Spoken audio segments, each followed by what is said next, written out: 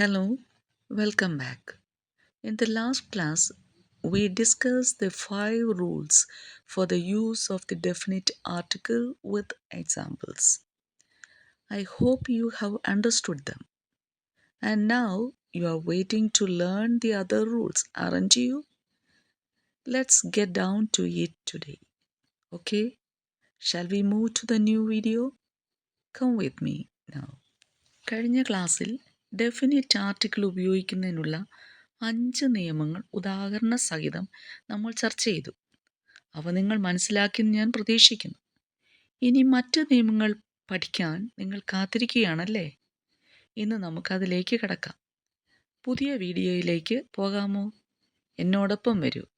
Rule number 6.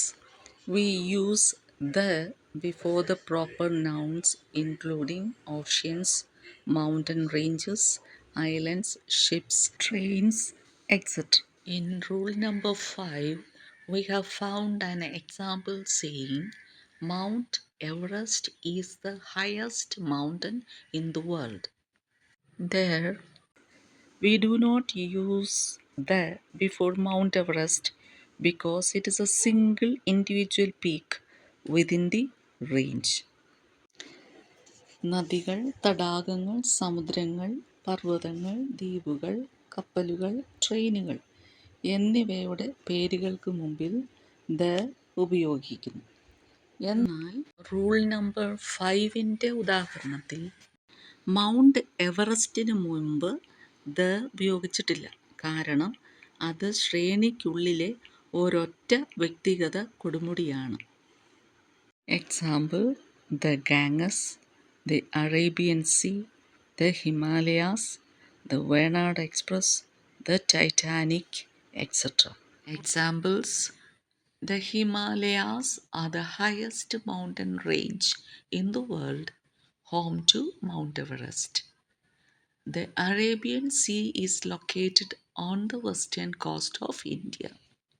The Titanic was a British passenger ship that sank in the North Atlantic Ocean. Number 7.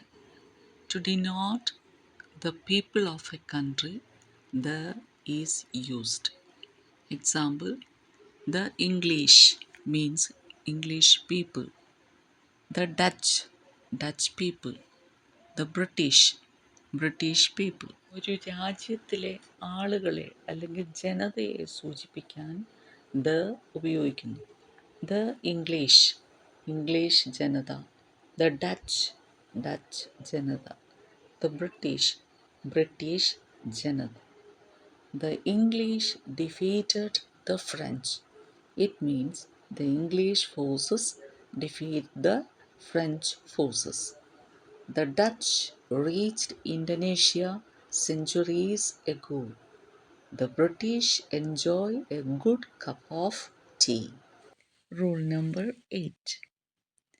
We should use the when referring to a specific building or institution, such as school, college, hospital, church, temple, market, office, or prison, for a purpose other than its primary intended function. ഒരു പ്രത്യേക കെട്ടിടത്തെയോ സ്ഥാപനത്തെയോ, ഉദാഹരണത്തിന് school, college, ആശുപത്രി, പള്ളി, ക്ഷേത്രം, market, office അല്ലെങ്കിൽ jail, അതിൻ്റെ പ്രാഥമിക ഉദ്ദേശധർമ്മത്തിനല്ലാതെ മറ്റൊരു ഉദ്ദേശത്തിനായി പരാമർശിക്കുമ്പോൾ ദ ഉപയോഗിക്കണം. Example: we go to school means that we are regular attendees of a school, which is a place for learning and education.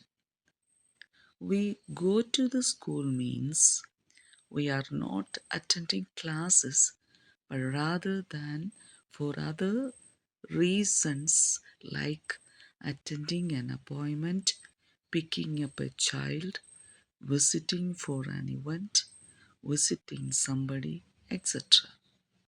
We go to school എന്ന് പറയുമ്പോൾ നമ്മൾ സ്കൂളിൽ പതിവായി പഠനത്തിനും വിദ്യാഭ്യാസത്തിനും പങ്കെടുക്കുന്നവരാണ് എന്നാണ് അർത്ഥമാക്കുന്നത്.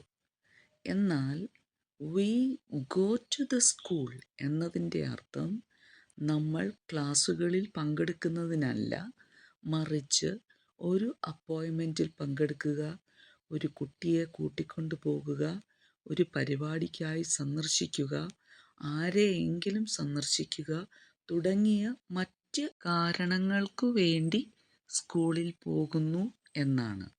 Rule number 9. Before the holy books.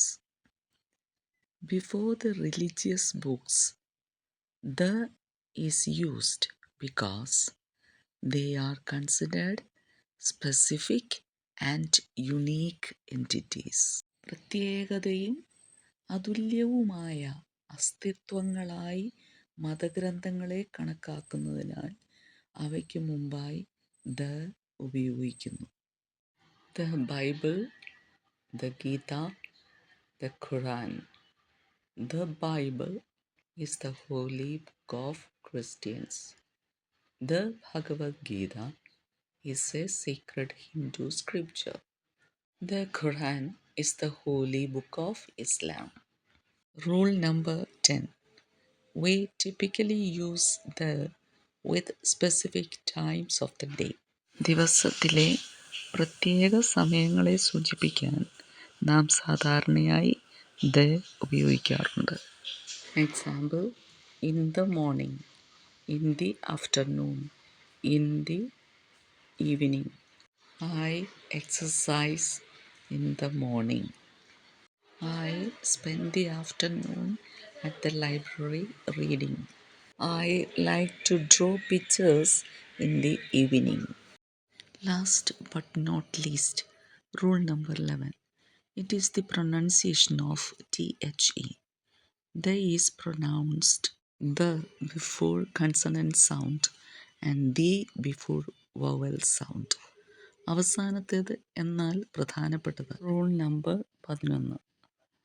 The ഉച്ചാരണം.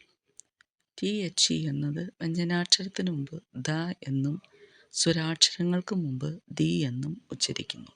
Example: the cat, the apple, the umbrella, the pen, the house, the orange. I think our exploration of this topic has been valuable and I hope you have found it useful. Until we meet again, goodbye. ഈ വിഷയത്തെക്കുറിച്ചുള്ള നമ്മുടെ പഠനം വിലപ്പെട്ടതാണെന്ന് ഞാൻ കരുതുന്നു. നിങ്ങൾക്ക് ഉപയോഗപ്രദമാണെന്ന് ഞാൻ പ്രതീക്ഷിക്കട്ടെ. Good bye.